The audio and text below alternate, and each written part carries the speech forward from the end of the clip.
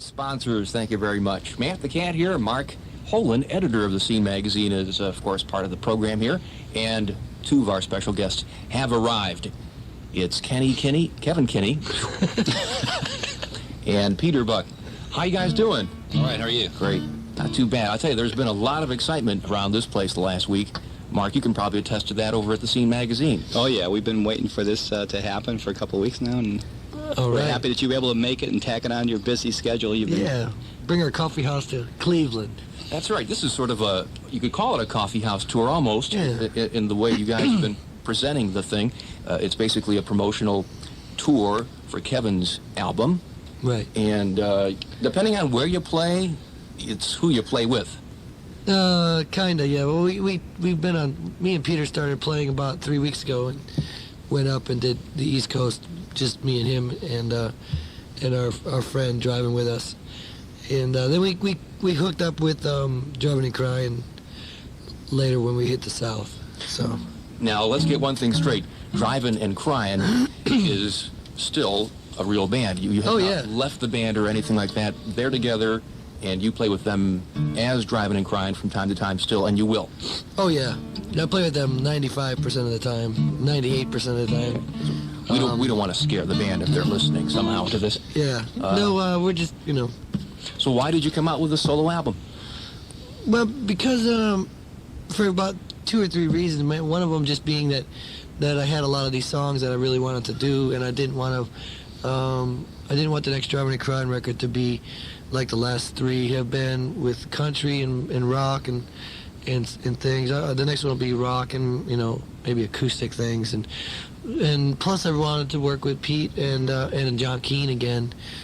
Pete produced our demos for Mystery Road, and it was really neat, where we wrote MacDougal Blues at that session, and like Not Afraid to Die we'd done at that session too. So can we just sort of do a quick explanation on how you, Kevn Kinney, and Peter Buck of R.E.M. got together? Mutual friends. Actually, I knew the rhythm section from a former band that I used to be really good friends with and used to play on stage, the Night Porters, and one of whom is now incarcerated somewhere. But so I went, oh well, that's these guys' new band. I'll go see them, and I heard they were good, and I just thought, God, this is a really good band. And Athens is such a small little place that if I feel like I want to go sit in with a band and play, and I know them, it's perfectly acceptable. No one screams or faints or even really turns away from the bar and looks. So we've just been playing together on and off for about 5 or 6 years now, and it had been in the back of our mind for a while for Kevn to do a solo record, to get some of these things out of his system. And also I kind of like the guerrilla nature of doing this, in that we don't have semi-trucks, we wouldn't even have light man. I mean, we just tell the guy, turn the lights on and we'll play. We don't even have a sound man. Yeah, we just see. It's for every show we do at night, and we do 1 or 2 at least every day. We do usually one in a record store. Sometimes just go stand on the street corner with the acoustics and the mandolin.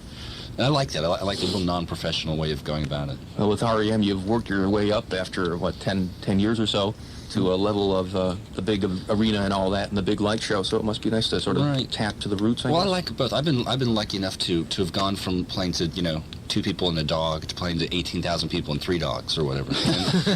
And bigger kennels. Don't talk about my mother. And it's enjoyable. I'm not quitting the band, and I'm not saying I'm not going to tour again or whatever. But there's another side to this business too, and it's the kind of marginal side that most of my friends survive at. The local bands, whether it be Widespread Panic, which we just got a call about, or Love Tractor.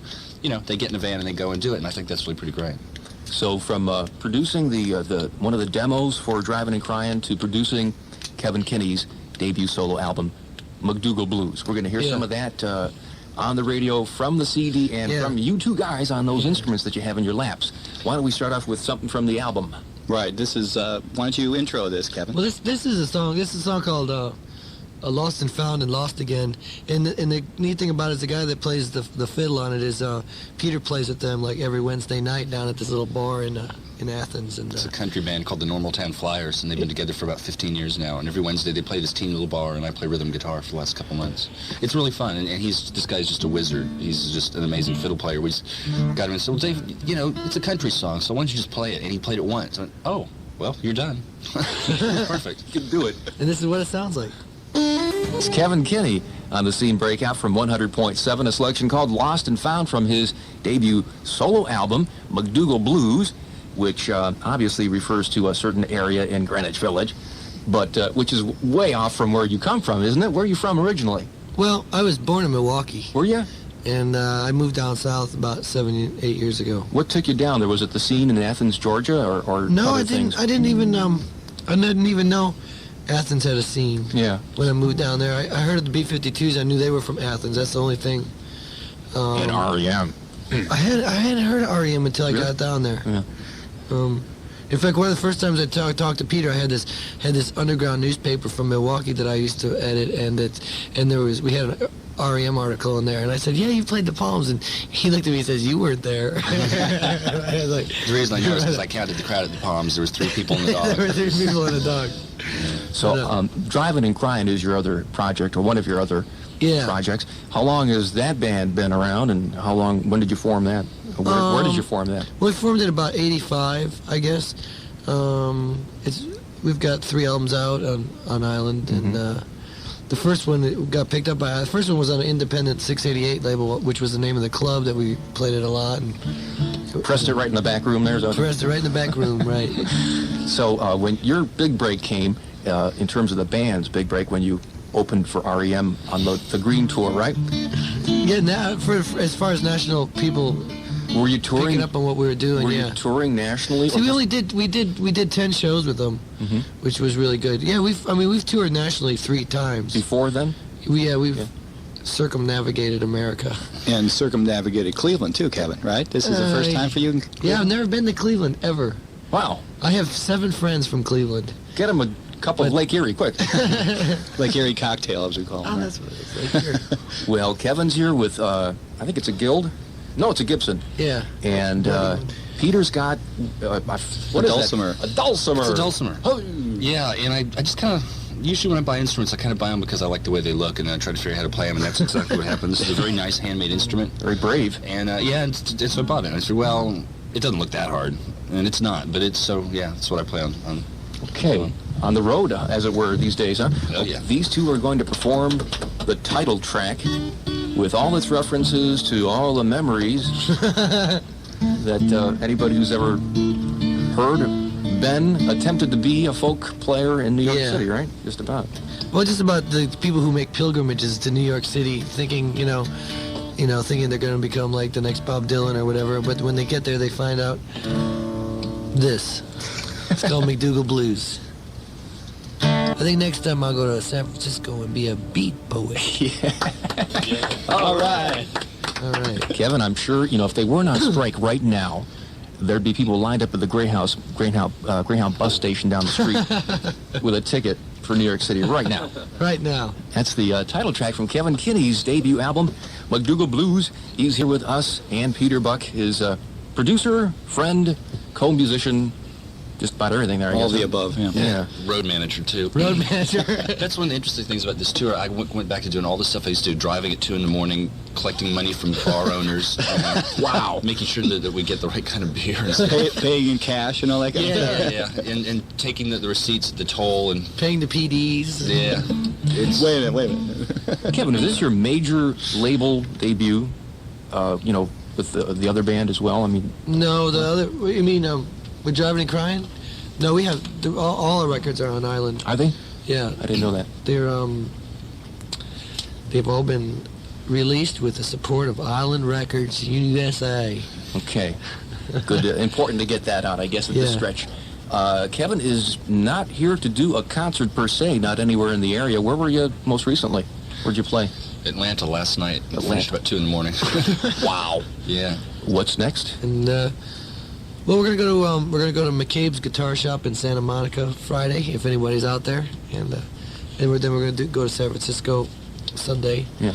And Play in front of the city lights, probably. maybe. Yeah, why not? That's where I hang out anyway when I'm there. Go to Vesuvius, have a drink. I saw that whoever, he wasn't a famous poet, but he was like a minor poet, a famous blind guy with his dog at Vesuvius. I always go back there. Oh, really? Yeah. And my favorite Chinese bar, too. Will Fong's, whatever. So we'll have to go there. We'll have to go there, too. And Peter, you mentioned that production-wise, you've not really produced albums for big labels in the past. You've done projects with other bands, but on a pretty much independent label basis. Right. I don't really have a lot of patience for the kind of work it takes to produce a record for a major label. I mean, I don't want to spend 3 months in the studio doing someone else's job, but I'll work with people that I like, that maybe younger bands that need a little bit of experience, and someone just to help them to prevent making the mistakes that everybody seems to make on their first record. Did you get the feeling just the same when you produced Kevin's album? Gosh, I better get this thing right, or they'll never talk to me again. Well, I mean, my living doesn't depend on whether people hire me as a producer or not. I mean, I think I got paid $800 to do this, and it was like months of labor. So, although we only spent 7 days in the studio, I felt it was important that we represent Kevin in a way that maybe he hadn't been represented, to the public and to the record company. And I had belief in his talents. And then the whole record cost $9,000. I mean, it wasn't as if, they were gambling $1 million on whether this was going to be a big hit like Fleetwood Mac. Just the same, Kevin, was he a stern taskmaster? Did he beat on you to get things out the way he wanted him, or how did that all go when you were recording? No. Well, what happened was the first day we went in there, like, we'd been talking about doing it, and I hadn't really even prepared for what to do, so I made a list of like about 20-some songs of what to do.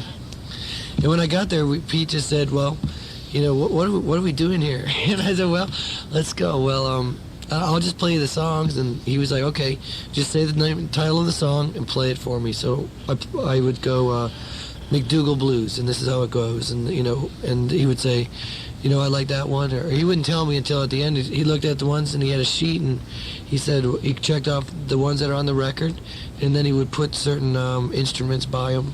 Chico Maria has like a marimba on it, or something like that. And basically it was, I just did the song. I cut most of the songs live on my acoustic, and then they overdubbed like 1 or 2 instruments over them, save for the few that Driving and Crying back me up on live. Wild, because independent productions these days, the guy who's got a little 16-track in his garage puts more time and effort and money into producing albums these days. You think that's like the worm has turned, and record companies are realizing that maybe we can get by without spending $250,000 on an album? Well, I'd like to think so. I mean, in a way, we've kind of proved our point. I mean, the record isn't a massive seller, but it's made money for everyone concerned. It's a work that I'm really proud of. This is the way most of my friends work. They're on small labels, and they don't have very much money, and they do it in 4 or 5 days, and they do what you can, Obviously, if you worked with a full band, it would probably take a little bit longer. Right. But, I felt that we could do a really, really knockout record in 10 days. I submitted my budget and had all my requirements written down, and they agreed and said, okay, fine. Because you can't really lose. I mean, you make a record for $9,000, and, I mean, if you sell 3 copies, you've recouped. So. And it's called MACDOUGAL Blues. Listen to another track off it here. Kevn Kinney's solo debut. This track is called, I forgot. It's called Hey Landlord. I can do one verse. Yeah. That's the only verse I know, though. That's Kevn Kinney on the, I was going to say on the Coffee Break concert, son of a gun. That's great. Well, we used to have a show where we had musicians with acoustic instruments in the studio to perform live, as he's about to do here on the Scene Breakout at 100.7 WMMS. Kevn Kinney and Peter Buck of R.E.M. And how about if we throw the listener lines open if anybody wants to talk to these two? It's 578-100.7 and toll-free 1-800-348-100.7. And you'll have to cue me here as to what you're going to do. Well, this song's called it's called The Last Song of Mattie Hope. It's about an 88-year-old folk singer, lives in Pensacola, Florida. And she sings, she says she writes songs all year long just to sing once a year in her backyard to the UFOs that land there. So that's what this song's about. It's a folk song. Yeah! All right. Into applaud here. All right. Yeah. Kevn Kinney, because inquiring minds want to know. Because, exactly. Yeah. And Elvis is on that shoot, too, by the way. Is he? I had one stupid question. Am I allowed one? Mm-hmm. You're already over your limit. Yeah. But I should have set myself up for that one. Yep, well. What happened to the I? I don't know. I just got sick of writing it. Really? Is that just dotting that darn thing? Well, I see. I just have too many. I had to dot my name twice, and I don't know. I changed it when I was about 16. Because there's not many Kinneys in Milwaukee. But my brother's best friend last name was Kinney and his first name was Kevin, and so at an early age I had an identity crisis. There you go. It's sort of like the brothers Lawrence and Larry, right? Yeah, yeah, that too. True story. We're going to probably should answer some of these phones, and while we do that, why don't we play something else from MacDougal Blues, Kevn Kinney's debut, and this song's called, Heard the Laughter Ending. Anything special you want to say about that? Yeah, this is a song I wrote about comedians. Just basically how strange it is that how they work their way up the ladder and how quickly their demise can be. It's called Heard the Laughter Ending from Kevn Kinney's debut solo album, MacDougal Blues. He's on the road and concertizing along with Peter Buck here and there and driving and crying here and there. How's it been going? How's the response been? Really good. We've been real close to selling out most of the shows we do. Mainly, having Peter's name on the bill helps a lot when you get up towards Boston, where Driving and Crying doesn't play very often. But they're really good shows. They're really even the first show when we did, we didn't know many of the songs. We didn't know what we were going to do, and we decided to do 2 sets. And it turned out great. So I mean, it's really good. Really is it a different thing, a really different thing for you to play, basically to be the front person, or is that a role that you're pretty convenient, pretty happy with? That's pretty much the only role I've ever had. So yeah, I'm pretty comfortable with it.